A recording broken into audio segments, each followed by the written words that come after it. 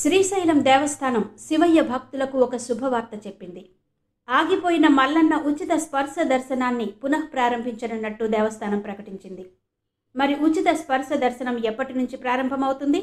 స్పర్శ దర్శనం సమయాలు, టోకెన్లు ఎలా పొందాలి? పూర్తి వివరాలు ఇప్పుడు తెలుసుకుందాం.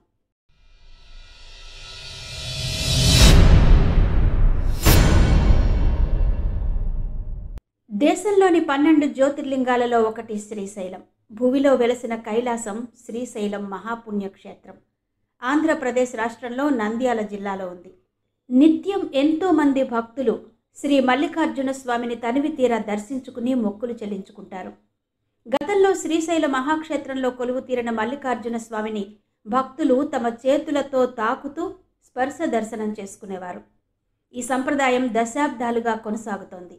అయితే రోజు రోజుకు భక్తుల రద్దీ పెరుగుతుండటంతో అందరికీ తక్కువ సమయంలోనే స్వామి దర్శనం కలిగించాలని ఉచిత స్పర్శ దర్శనాన్ని నిలుపుదల చేశారు దేవస్థానం అధికారులు. కేవలం అలంకార దర్శనం మాత్రమే ఉంటుంది. అయితే భక్తుల అభ్యర్థనలు వెల్లువెత్తడంతో ఉచిత స్పర్శ దర్శనాన్ని పునరుద్ధరించాలని నిర్ణయించింది శ్రీశైలం దేవస్థానం బోర్డు. జూలై 1వ తేదీ నుంచి శ్రీశైలం మల్లన్న ఉచిత స్పర్శ దర్శనాన్ని పునః ప్రారంభించాలని నిర్ణయించారు. ఆర్జిత సేవలకు ఇబ్బందులు లేకుండా మధ్యాహ్నం వేళల్లో ఈ అవకాశం కల్పించనున్నట్టు ప్రకటించారు.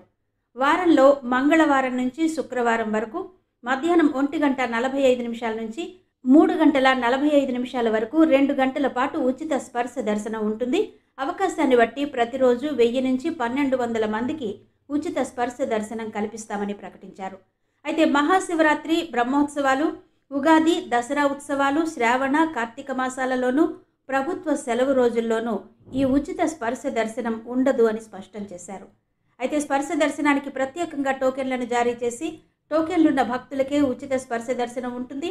ప్రారంభంలో దేవస్థానం వద్ద కౌంటర్ ఏర్పాటు చేసి భక్తులకు ప్రత్యేక టోకెన్లు జారీ చేస్తామని, తర్వాత కంప్యూటరైజ్డ్ టోకెన్ విధానాన్ని అమల్లోకి తీసుకొస్తామని తెలియజేశారు. భక్తుడి పేరు, ఆధార్, ఫోన్ నెంబర్ కంప్యూటర్లో నమోదు చేసి QR కోడ్ కలిగిన టోకెన్ ఇచ్చే విధానం ప్రవేశపెడతామని తెలిపారు.